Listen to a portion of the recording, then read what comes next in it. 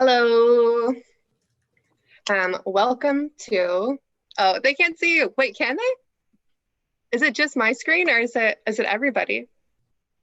Hello. So first of all, welcome. This is our very first webcast using this thing you may have heard of called Zoom. So we might have a couple questions or things might get a little rocky, but that's okay. We'll roll with it. My name is Mariah and I am one of the directors of programs at NaNoWriMo. If you don't know what NaNoWriMo is, we are an organization that provides the tools and resources and community to help people all over the world write novels. Our flagship event is NaNoWriMo in November, where we help you write 50,000 words of the first draft in 1 month. But we also hold events throughout the year and our site is up year-round. We also have a Young Writers program, which is near and dear to my heart. And if you are interested in starting a project with us and you haven't yet, just go to nanowrimo.org. You'll see the link beneath the video. You can also, if you are under 18, go to ywp.nanowrimo.org and write your novel there, and you'll see that link down there too. So I'm here, we're going to do a very special virtual write-in as part of the Bay Area Book Festival. We have 2 special guest authors with us, and I'm super excited to introduce them in a second. The Bay Area Book Festival, if you don't know about it, is a world-renowned literary celebration attracting 25,000 attendees annually. It features best-selling and emerging authors of all genres in conversation. And it has a virtual series, #Unbound, where these conversations are online. And you'll see the link to the Bay Area Book Fest in the description of our video too. Whew, okay. Great. I think I said it all. Oh, really fast before I introduce our guests, I wanted to say, if you are joining us live, please be active in that YouTube chat. So say hello, maybe say where you're coming from. I'm right now on my floor because I was tired of sitting in chairs, so I'm sitting on the floor in front of my bookcase in Oakland, California. So you could drop in where you're from. And since this is a session where we're kind of focusing on young adults and that kind of writing, if you wanted to drop in something about yourself when you were in middle school or high school. Like for me, for instance, I was super into Tamora Pierce, who was an author, and I really wanted to go on a quest. I was desperate to go on a quest. So I read all these books about young women who disguise themselves as something and then have a quest. And I thought, that's going to be me. So that was me in middle school, but it's also kind of me now. Okay. So say hello in the chat, all those things. And while you're doing that, I'm going to introduce our guests. So I thought they could maybe introduce themselves a little, so you don't have to listen to my voice so much. And the first author I would like to introduce is Maggie Tokuda-Hall. So Maggie, welcome. Do you want to say, introduce yourself? Yeah. Hey, I'm Maggie Tokuda-Hall. I'm a picture book and young adult author. My first young adult novel, The Mermaid, the Witch, and the Sea, just came out this May. Perfect timing for a book release. Highly recommend it. And I wrote the first complete draft of it for a NaNoWriMo in 2015. So I'm very excited to be here with you guys and to talk about writing fast and writing lots. Thank you. I didn't know I should have known this. I should have asked you if you did NaNoWriMo, but I forgot to ask you. That's amazing. Yeah. That's so impressive. When I did NaNoWriMo once in the draft, I mean, is that okay to admit? I've only won it once. Mm-hmm. And my novel draft is nothing like yours. To be fair, I started it 8 years ago and didn't complete a first draft until about 5 years after that. So it wasn't like I was just coming to it brand new. I was like, oh, maybe one day I'll actually finish that novel, and NaNoWriMo helped me do it. That's great. Okay, so we have another author with us, Mitali Perkins. Mitali, welcome. Would you like to introduce yourself? Sure, I am Mitali Perkins, and I have been writing a long, long time. I have been rejected for many, many years by many editors and many agents, but I'm still here and I'm still writing books. I'm thinking back to middle school because I always said 7th grade was one of the worst years of my life. I barely survived it. I've never met an adult who says, yay, I love 7th grade. I think it's always a tough year. So I love exploring that year because it's sort of when your hero's journey gets started. Mine was, I moved from New York City to suburban California, from a very diverse neighborhood to an all-white neighborhood in the middle of the school year in 7th grade. Dun, dun, dun. So that's when I discovered stories, writing them, reading them, and how powerful they were. Thank you for that ominous music. That sounds very ominous. So we are having some questions in the chat because this is a little different than we've done it before. People are like, it's a Zoom meeting. Can I? The school oh, year in there we go. Sorry. Dun, dun, dun. That's okay. Yeah. So technical difficulties, but not really. We're just figuring stuff out. So you cannot. You're watching us on Zoom, and we can chat to each other. But you can chat to each other in the YouTube live chat because that's what we're streaming straight to. So it's a little different, but I think we'll figure it out. And thank you everyone who has so far said hello in the chat. I love this comment from Christina Golek that says, when I was in middle and high school, I wanted to write like an adult. And now that I'm adult, I want to write how things come to me naturally. I definitely understand that. I read things that I wrote when I was younger and I think, wow, I was so good. What happened? I'm sorry, what happened was just a very funny end to that thought. I mean, I'll figure it out one day, probably. Okay, so you might be super familiar what a virtual write-in looks like, or this might be your very first virtual write-in, in which case, welcome.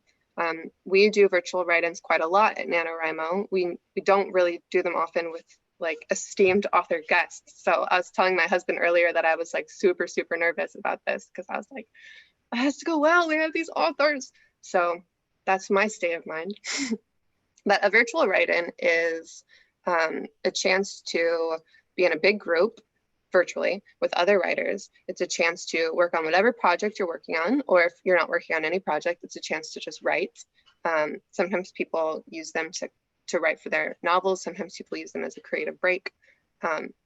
We are going to get some prompts and we are going to do some word sprints to those prompts. So a word sprint, like a real sprint, is when you try to go as fast as you can, but instead of running, you're writing.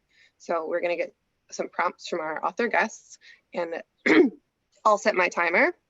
And as a group, we're going to try to write to them as fast as we can. When the timer goes up, we can share in the chat. You can tell us how it went. Hopefully at the end of this virtual write-in, you'll have written something, but more importantly than that, you'll feel kind of your creativity rejuvenated. That's our goal. Have you done virtual write-ins before, Mitali or Maggie?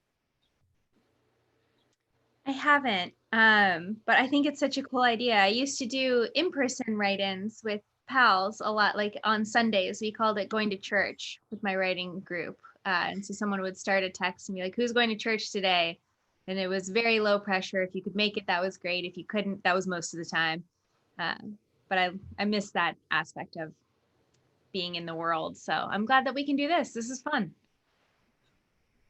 Yeah, I just write alone and populate different. I used to populate different coffee shops and hog the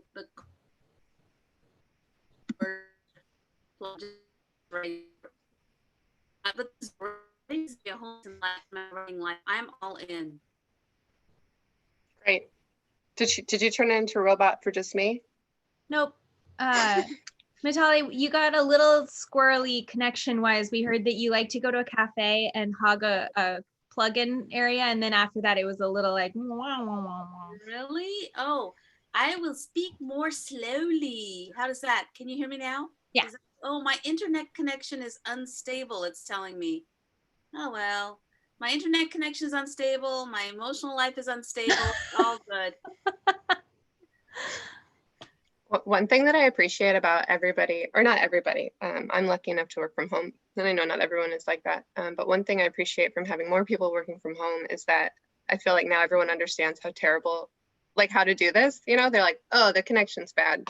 I know what that's like. We've all been there. Familiar. Yeah. We'll survive. Okay. Let me check oh, somebody asked earlier, who said this earlier? Oh, Lily Note says, are you going to read yours? Asking about us writing to the prompt. Me? No, or I'll see. Sometimes I read mine and sometimes it's private. So there's no like rule that you have to share. Do you guys like sharing your writing? Sometimes. I mean, I guess you wrote books, so yes. I do. I'm always writing on Instagram, Twitter. I like to share my writing. I feel like, what's the point of writing if nobody reads it? I think after all those rejections, I've got guts now, so I don't really care if my writing stuff is bad. It's there to share. So I'd share mine. I'll do Maggie's prompt and share in the chat. Okay, Mitali, I'll do your prompts. Okay. I'm still not going to share mine. Mariah. Maybe I'll do it. Sometimes I love it, and then I'll share it. But sometimes what I do sometimes is I put on that song, let the words fall out. Honestly, that Brave song. I really like that to get me going and get my courage up. So just a tip there. Music helps. Love that. If you are in the chat, maybe you can share a song that you love too. Mine's Beyonce's Girls. Oh, I love that. I have an embarrassing one, which is that mine was, or maybe it's not embarrassing, but I was listening to a Harry Styles song on repeat when I was writing a certain story. And I don't know why. It's like craving a certain food that you don't know why you crave. I just craved that one song. I think it's really helpful to listen to one song on repeat while you're writing something because it keeps you in the same mood and the same kind of like place. And sometimes, especially if you're writing fantasy, it can really help to kind of move you out of what you're doing every day. If you're like, right, Jolene by Dolly Parton's playing, I'm writing my romance now, it's on. I love that. So yeah, drop in the chat. What's your secret? Or if it's secret, don't tell us because maybe it'll lose the magic. But if you have some ones that you'd like to share, then share it. Okay, so that's what a virtual write-in is. I see people asking in the chat, do I write it in the chat? No, just write it wherever you want. And also, if you hate the prompt, then you definitely don't have to write to the prompt. Just try to do something during that time limit that stirs your creativity. So maybe you open up the Word doc of your project you haven't looked at in a long time, or maybe you write a poem that you've been meaning to write. So just use this time. Try not to look at your phone, I guess, during that time is what I'm saying. You could also just write a list of compliments for me and Mitali. We would accept that as an alternative to prompt. Writing prompt. What if that was just straight up your prompt? It's like, what do you love about me? Go. How good does my hair look today? Oh, gosh. Don't answer that. I haven't been to the salon. Terrible question. Yeah, okay. I'm gonna play you my Sarah Bareilles song. That one. That's the one. I love that. You can turn a phrase into a weapon or a drug. I just love that first line. All right. Sorry. Okay. That's okay. These virtual write-ins are like 80% writing, 20% distraction. If we're but usually it's more like 50-50. If we're being real. 80-20, yeah. 20 writing, 80 distraction. That's perfect. Okay. So I think Maggie, you were going to give us the first prompt. Sure. Is that right? Yeah. Okay. So Maggie's going to give us the prompt, and then I think we have we could write. What do you think? 8 minutes, 10 minutes. It depends on the prompt, I guess. 8 minutes is totally sufficient for this one. It's a little goofy. I think all writing is practice and none of it is ever wasted. And so I like to do tangential writing prompts that have nothing to do necessarily with your main product or main project. So this would never go into your novel, but that's good because you have to do some walking around in it anyway. So you are going to write a safety guide for literally anything. It could be for a character in your novel or for a device that they operate in your novel if you want, if you're trying to, stay disciplined. Or it could be for a spatula or your cat. I don't care. You're just going to write a safety guide for literally anything that you want. What is something that me or your reader, the person who's going to be operating this thing or interacting with it, need to know about it in order to stay safe? I love that. I'm frantically looking around my room for something to write a safety thing for, but I think that's good. Okay, so we've got 8 minutes on the clock. If that prompt serves you, do it. I love putting our mind in a different state. I'm going to do this one. Sometimes I don't, but I'm doing this one. The most important thing is to just write. Ready, set, write. It's going to look like I'm looking at you, but I'm actually typing. This is my computer.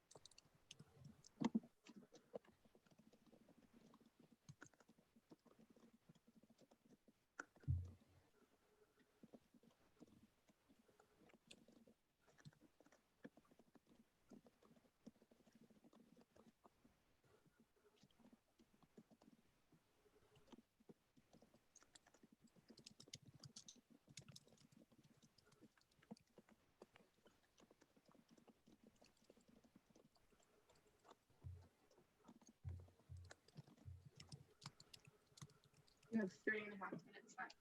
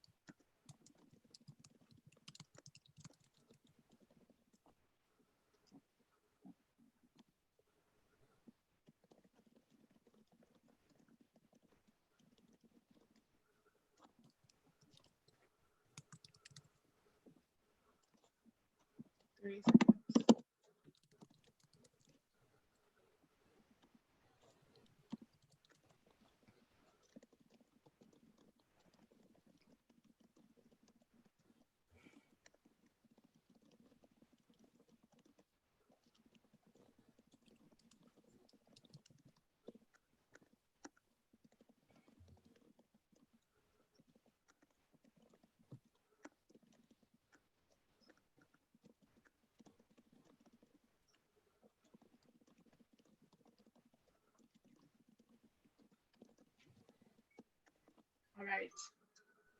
That is the time. Maybe you can hear it. Finish up your last sentence or rule. And if you want to share something, maybe drop into that live chat an excerpt, or just tell us how it went. I freaking loved that so much. I felt like I was making myself laugh the whole time. So thank you. Good. Now you have to share yours. I want to laugh. Okay, I'll share one thing after all my big talk. So I did a spider plant, because that's what I was looking at. It's like a, it's like just a plant a lot of people had. Okay, here's one of my items. Do not stick the roots of your plant in gum. Do not stick them in mashed potatoes or ice cream or your brother's mouth while he sleeps. Stick them in dirt only. What is dirt? Dirt is outside. Look outside, through a window maybe, or a door, or the crack in the wall that only you know about and actually might be a portal into another world. But anyway, look outside. The brown stuff out there, it's dirt. Go grab it. Nice. That's perfect. Okay, I'm putting mine in the chat. Oh, fancy. There's a word limit. Oh my God. Oh yeah, you gotta just share a little bit. Okay. Did you also write that, Maggie? Or you probably already done this one a million times? I've done it. So I didn't write to it because I thought that would be cheating. I think it would have been. While more people are dropping things into the chat, I thought I could ask you a question and we could talk about it for a little bit. And then also people in the chat, if you have any questions for our authors about anything, like how is their hair so great right now, you can put it in the chat and we'll ask it at the end. So Catherine, who's monitoring the chat, is going to pull up any questions you have, and you can also have time at the end to ask questions. So I thought I would ask you, what is personally, and I know you might have many answers to this question, but what is the hardest thing for you about writing, and what do you do to get past it? Mitali, do you want to kick us off on it? Sure. The hardest thing about writing is actually writing. Today, here I am on retreat at beautiful Carmel, California at a friend's house. I'm under deadline. I'm supposed to be writing, but there was such resistance. I did everything else. And then finally, I dragged myself over to the computer and I said, listen, honey, you're going to have this chat coming up in a few hours. You want to get some writing done. So I set deadlines of, I just put my butt in the chair and I just say, write for an hour and just write badly. And then I just spew words on the page. That's how I get myself writing. And then of course, as soon as I did that, I do also 10-minute bursts, which is a neuropsychological trick where you say, just write for 10 minutes, you trick your brain. And then something about 10 minutes pushes you past the point of resistance, which is what happened today. And then I wrote for 3 hours. So it was great. Nice. I think the hardest thing for me is that I'm so self-critical while I'm writing that I won't push through a first draft. So I'll be like typing along and then I'll be like, that's the stupidest idea that anyone has ever had in the history of time. You should be ashamed of yourself. You should delete that. If anyone ever sees it, they will lose respect for you immediately. So you should dispose of the evidence. And even when it's not that bad, it's just like, oh, maybe I should tinker with this sentence until it feels perfect before I move on. And that's how you end up with a staircase that goes nowhere, which was why my first novel took me 8 years to write, because I kept just reworking the beginning over and over and over and over again. And then ended up deleting it anyway, which was that was the gag of the year. And so since writing The Mermaid, the Witch, and the Sea, I have made a rule for myself, which is that I'm not allowed to edit until it's done. So I keep a note open on my computer as I'm typing of like, oh, I just changed rules around werewolves. I need to go back and change that later or in the beginning so that this part makes sense. Or, oh, I've decided this person's actually a villain. So I'm going to have to start, sneaking in little hints of that to come. So it's not just a left field, Deus ex machina moment. And that has been so helpful for my productivity because it makes me feel like it's okay that the mess is behind me because I will go back and fix it. And I have a road guide for how that will work. But also I can't get precious about like every little sentence. That's for later. And you get so much time with the book.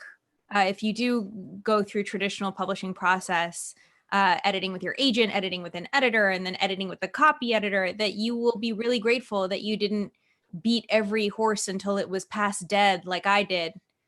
My point is, don't make the same mistake I did, because by the time you get to copy edits, if you did that thing where every word is perfect, you will hate yourself and your book. Right? Yep. Mitali, you can probably speak to that too, because of how many times you see it. Yeah, except I think I have a lot of lower standards than you do because I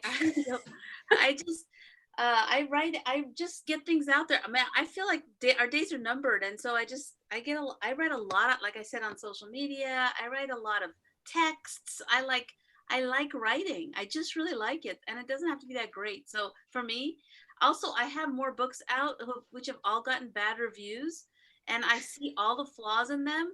So I think that also lowers my standards because I know that everything I write is going to have some things in it that later on I think, oh, that's terrible. That just sucked. So I just let myself have permission to do as good a job as I can, but also know that later on I'm going to think that some of it sucks. Yeah, that's true. Thank you so much for sharing that. It feels very validating and encouraging to hear that coming from you. I definitely have those feelings too. I'm gonna remember your advice. We have a lot of people dropping in super funny and interesting safety rules into the chat. So if you are in the chat right now, like I hope you're reading them. Let me call out a couple. Let's see. I like the one about how dangerous a hardback book is to a zombie. Oh yeah. Someone wrote a safety guides for lucid dreaming, which was pretty cool. Ooh, nice. Someone says has them for toilet brush, which is super funny. Juan Mayato. I love that. Whoa, AJ wrote a safety guide for surviving Murphy's Law. Murphy's Law is the law that anything that could go wrong will go wrong, right? Yeah. Oh my gosh, that's so imaginative. You guys are so creative. I love it. Yeah, these are super fun. I really like mine. Like I want to find a way to keep working on it because I thought that was a super interesting. Good. Oh, good. That's really great. Thank you. Okay, so we have another prompt for you. I think Mitali, you have this one for us. I do. Yes. Mine is simple, and I'll copy and paste it into the chat as well. But it comes from another author. I put it on Twitter because I was low on writing prompts, and this was suggested by author Chris Tebbetts, and I kind of liked it.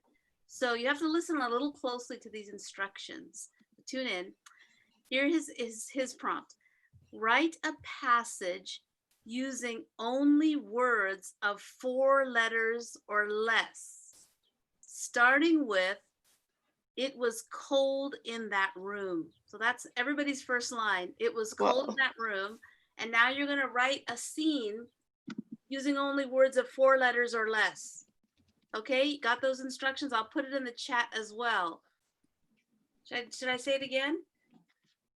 I think if you drop it in the chat, that will be great. I will drop it in the chat immediately. Perfect. This one is hard, maybe. I'm gonna try. I'm excited to try it. And again, we always have people on this, people who are watching who are thinking, oh, I just want to work on this other thing, or I just want to do this. I liked the first prompt and I want to keep writing it. And so this is not law, like definitely do whatever you need to do. I'm gonna try this one because. Work on whatever you want because, but this one I thought was good because sometimes it's just those short, crisp words really has that sound that you need to give momentum to the story. So that's why I liked the chat because I tend to use longer words. So it was a good exercise. I thought I'm gonna write it. Me too. I'm excited. People in the chat are saying things like, uh-oh, ow, oh. So. Already, I'm so curious because the first sentence is in past tense, and past tense words almost always have ed at the end. Oh, okay. So let's make it present tense. Good. It's cold in this room. You could do that if you'd like, or you could do it was cold in that room, but it's cold in this room. That's good, man. I like that.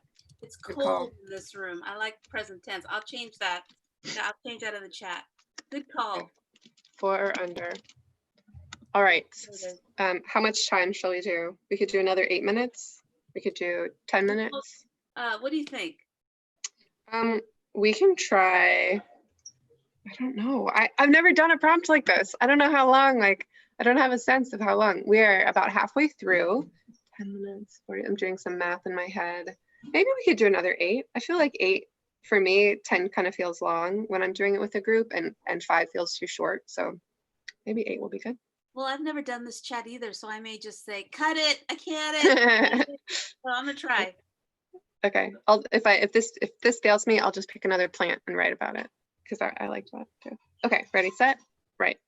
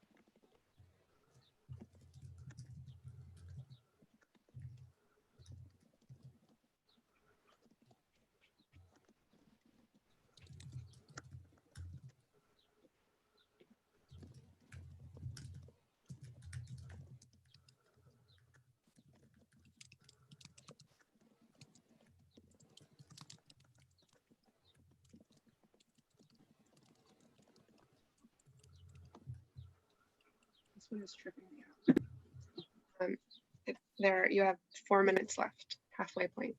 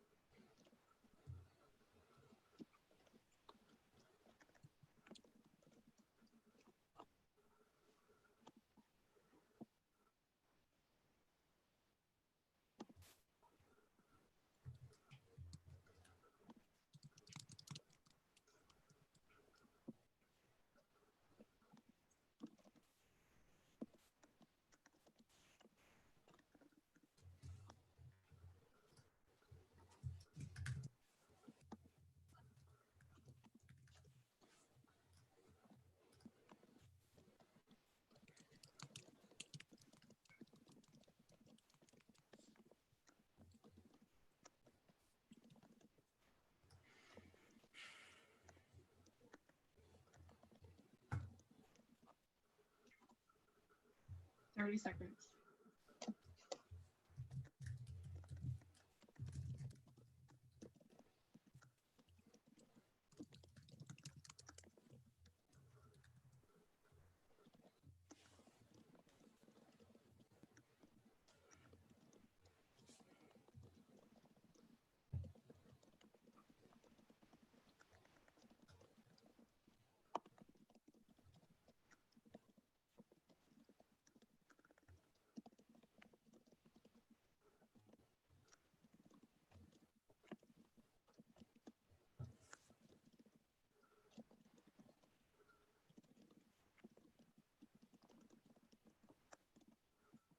Wow, that's time.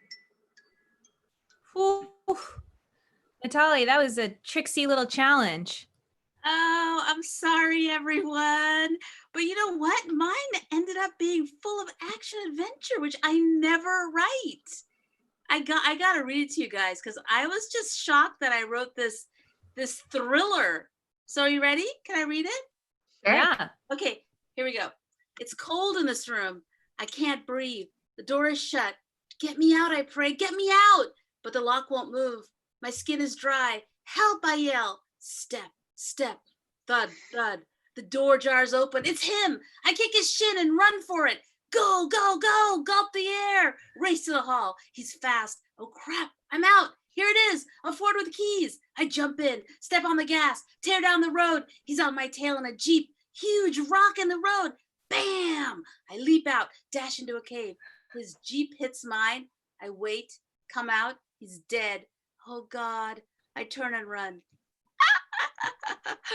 Mitali, murder. Also, you cheated. You had a six-letter word in the second sentence. What was it? Breathe. Breathe. Oh my gosh, I'm so sorry. let me replace breathe for me. I can't, I gasp. I'll just say I gasp. Yeah, I gasp. It's cold in this room. I gasped the door. The rest of it was all 4 letters though, Maggie. Nailed it though. Yeah.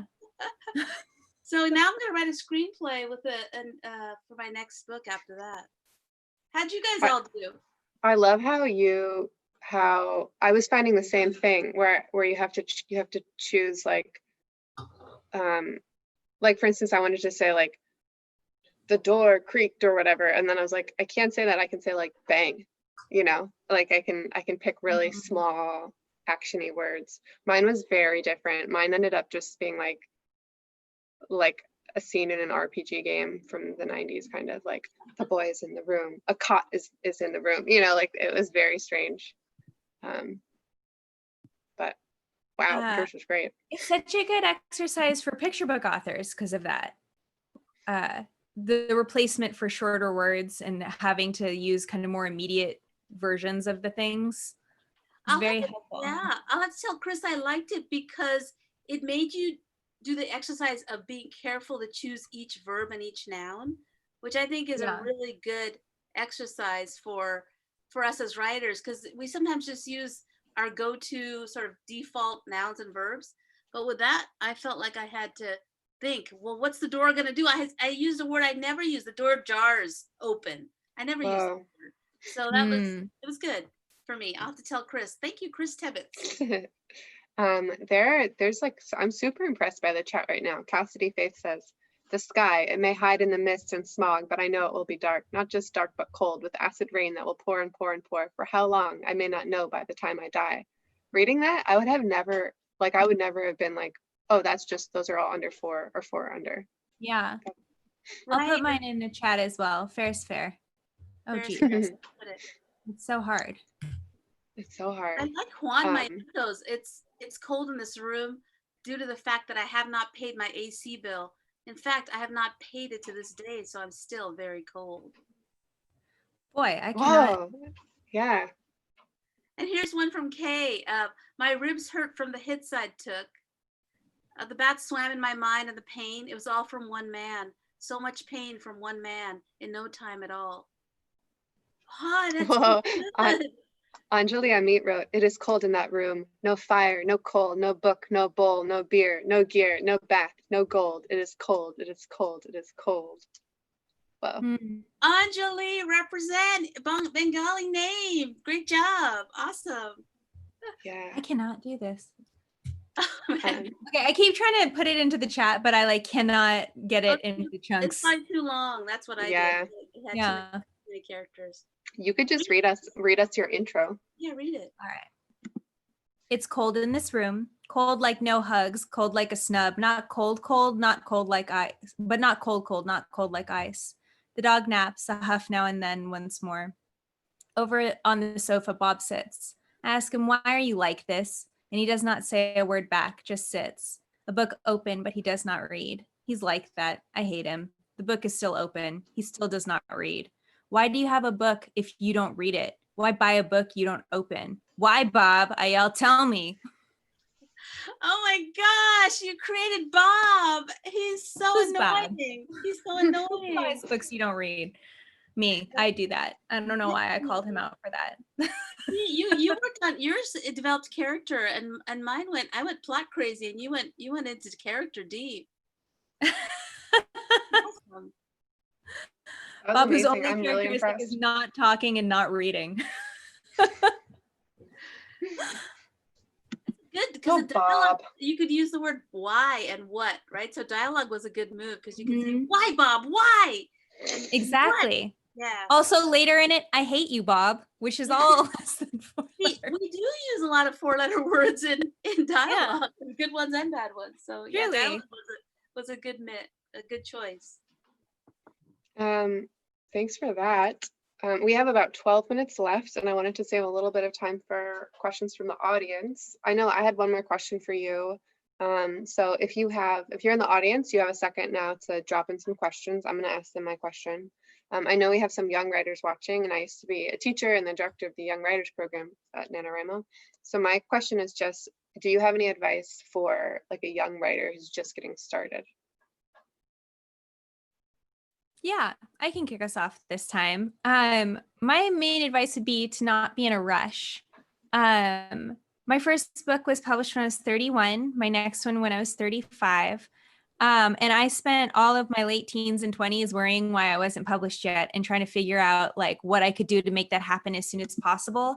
And I feel like that was time wasted that I could have been spending trying to write whatever I thought was closest to my heart as opposed to what I thought might get me published the soonest. And it was really not until I completely let go of the hope of being published that it came.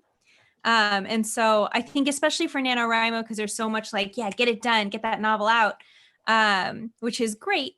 Productivity is great, but remembering that all writing is practice, and just like any sport, you need to do tons and tons of hours of all that practice before you really want to be put in public with that writing, because it's kind of like letting everyone see your underpants. Once it's out in the world, like you don't have any more control over it. So you want to feel like you put out your best work. And often that best work doesn't come at the beginning of the time that you are trying to learn how to write. It comes after lots and lots and lots of time that may have felt like a waste writing safety instructions or, stories that only have 4-letter words. So yeah, I guess just like don't be in a rush. You want to have your best work out there, and your best work is, going to take a while to get to. Great. Well, that's really true for a published work. I think it does take time. But I would also say you guys are the most writing generation I've ever seen. When I was your age, there was just a few of us who wrote. We're little nerds who wrote in our diaries and stuff like. You guys are all over the internet now using words, and so I would say make it count when you're on your TikTok or your Snapchat or whatever, your Instagram. These days. Use your words powerfully. You guys are writers. That means that you have words. Other people don't have that. There are tools, there are our gifts. And so when I craft a Twitter status update, I'm careful. I mean, I wanted to showcase my voice. I'm a writer. I don't say it like anybody else would say it. I say it like I would say it. So I would say to practice your craft on your social media and choose words that lift up, build people up, make people laugh, make people feel something. With your posts, and don't agonize over them. That's where you can play. You can play on your social media and find your voice with your posts, with your comments, and it's really fun to figure out your own voice. So I think you guys have a lot of more room to play than we did. And so I would say play with the words and use social media as your playground. That's so true. Okay. We have some questions coming in. So we have a question from Jay Road. Do you have advice for when you feel like giving up on a novel? I have really mean advice about that. So Mitali, do you want to go first? Not mean, not cruel, but just like it's advice a lot of people don't like hearing. Well, let's do the mean first, and then I can follow up with and bathe their wounds.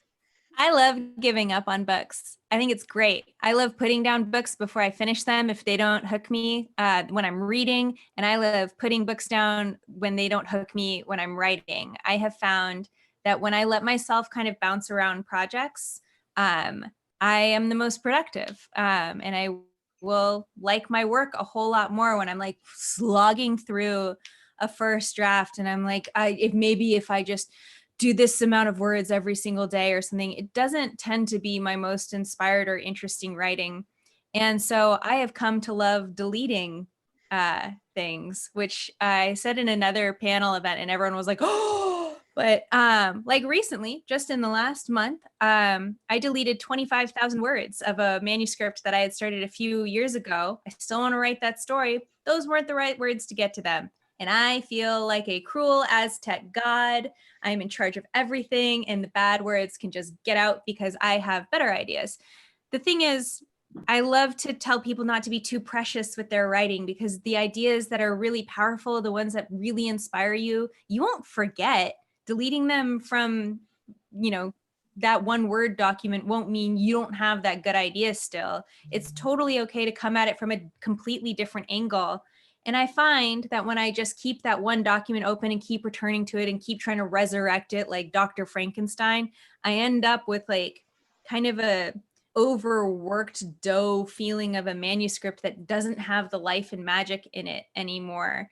And so I love recommending deleting stuff. You'll know what's good because you'll still want to write it. Okay, I got so absorbed in Maggie's answer that I totally forgot the question. Can you please tell me the question again?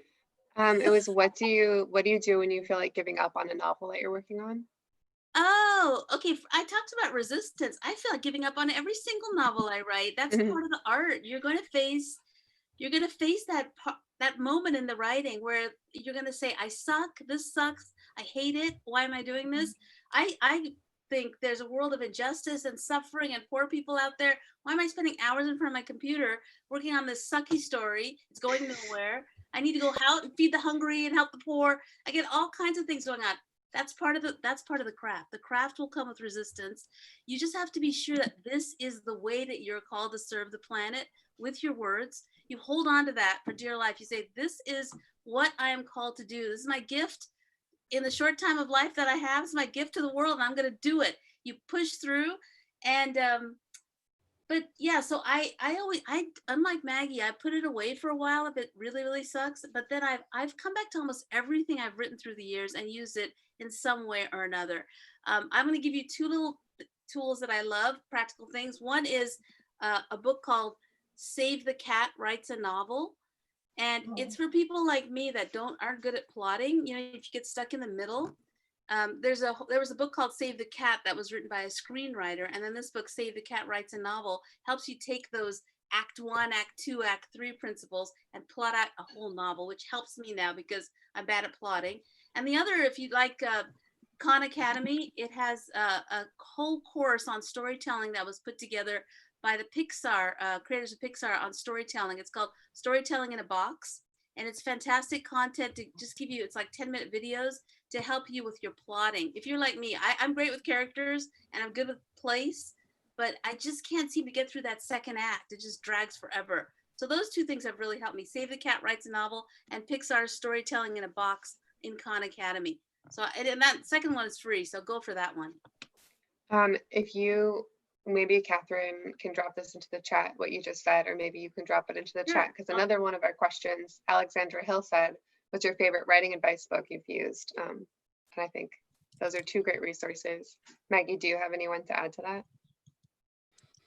The Art of Fiction by David Lodge is like kind of an uptight, old school British writing book that I found helpful as an undergrad and haven't revisited since.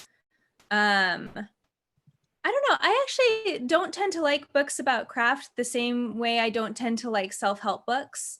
The thing with writing advice is that there's just no way to know what's going to be helpful for you until you just do it. So it's not that particular books have been helpful for me. It's like particular things that authors have said at like bookstore events that I've gone to or in panel events that I've seen that have been the most helpful for me. And one of them was Kazuo Ishiguro's advice, where he says he knows the emotional pitch of his ending, and then he works towards that. And it's not that he necessarily outlines, it's that he knows what the emotional feeling of his story needs to be in the end. And when I started thinking about fiction that way, it became a lot easier for me to write middles than it had been before. So that was just my favorite piece of writing advice I ever heard. But yeah, it's I don't know. I feel like it's so personal. So like Mitali and I have things that work for us. The things that work for us may not work at all for you. Like Mitali, you were saying you keep your writing in old files and you'll go back and visit them. I have learned I have to delete them because if they're there at all, then I'll go visit them and be like, oh, but maybe I can save you. And I can't save it. I have to just start over again. And so like that works for you and that's great. It does not work for me. So it's just also individual. So you'll kind of collect the bric-a-brac of the advice you like the best and figure out what works for you. Yes, that's go ahead. absolutely right. Yeah, I'm so cheap. I'm a cheap immigrant, so I like to save everything, and I don't like to waste anything. I'm my mother's daughter. I will not throw anything away. Not a word, not an old jar of strawberry jam that's been in the fridge for a long time, etc. See, I'm like Marie Kondo over here. I'm like, if it doesn't spark joy, then murder it. And meanwhile, I'm on Hoarders. You know, you'll see me on Hoarders. I'm so glad you're both here on opposite ends to present. Yeah, totally. We only have 1 minute left, so we don't really have time for like a big question, but we had 2 questions that I thought were kind of sweet. Someone said, Cheesy Chonga said, what was the best day of your writing career? And someone else asked, I just lost it, said, when did you know you wanted to be a writer? That was AJ. So I thought if you wanted to pick one of them, and just as our closing, like we've got a couple minutes left, end on a high note. Maggie? Mine were kind of on the same day. So I was a children's bookseller for like 1,000 years, which is actually how I knew Mitali before. And I love children's books, and I didn't know if I would ever be able to write them myself. I had a really hard time being productive because I was writing this novel for 8 years and not moving forward because I was just trying to make that beginning perfect. Anyway, and I sold a picture book, which was a really big deal for me. But then I didn't write for like 5 years after that, for a confluence of reasons like depression and having full-time jobs and all kinds of things. And then I quit my job, and my husband and I went traveling through South America. And while we were doing that, I finished The Mermaid, the Witch, and the Sea. I wrote a picture book about my grandparents who met in a Japanese internment camp called Minidoka. And I, basically worked on writing. And my husband and I were talking about when we go back, like, what are you going to do? And I was like, well, I'll look for work. And he was like, I think you should try to be a full-time writer. And I was like, I think you're bossy. But then right when we were coming back to the Bay Area, I sold in a 2-book deal, the picture book and the novel together. And it was such an indication to me of like, oh, it's not crazy. It seems like maybe this is a good path. Let's just see how this goes for like a minute before completely giving up and trying to get another office job again. And so that was a great day. And it was right before my grandfather passed away. So I got to tell him, and he died, I think, like 10 days later. So it was very like, it felt like a moment of closure and a moment where a road became very, very clear. And since then, I've signed a lot more book deals. So it's been really great. That's fun. Yeah. So best day of my writing. Well, you could talk about all the highs that you get in the career, like there's awards, and then one of my books is being made into a movie and coming out soon.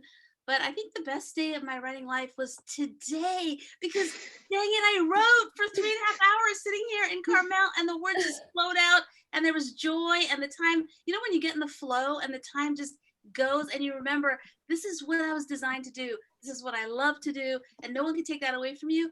That's a moment, and I had that today. I love that. Thank you both for sharing those. We are out of time. We're actually 2 minutes over. Every time I do a virtual write-in, I'm always really nervous before. And then while I'm doing it, I'm always thinking, I'd just like to hang out here forever. Like, just hang out with you guys in here and like the people in the chat, and it's just such a pleasant time to be among writers and hear your stories. So thank you for coming and making the time to do that. I'm happy to keep chatting with anyone. I'm over on Twitter most easily at EMTEHALL. So because I'm going to close this window, but I'll be around for the rest of the night. So if you have more questions, I'm happy to chat with you. Yeah, and you can Google me. I'm the only Mitali Perkins on the planet. Really, you'll find me all over social media. Come by and say hi. I'm also the only Maggie Tokuda-Hall. We're so unique. What special little flowers we both are. Wow. Yes, agree, hard agree. And if you are interested in joining NaNoWriMo and you haven't yet, you can go to nanowrimo.org. The link is in below the video. You can also check out the Bay Area Book Fest. The link is there too. I guess it's time to say goodbye. Oh, thanks everybody. Bye, Yeah, everyone. thank you. Thanks for being a part of it. Bye. Yeah, thanks for the Bay Area Book Festival and NaNoWriMo.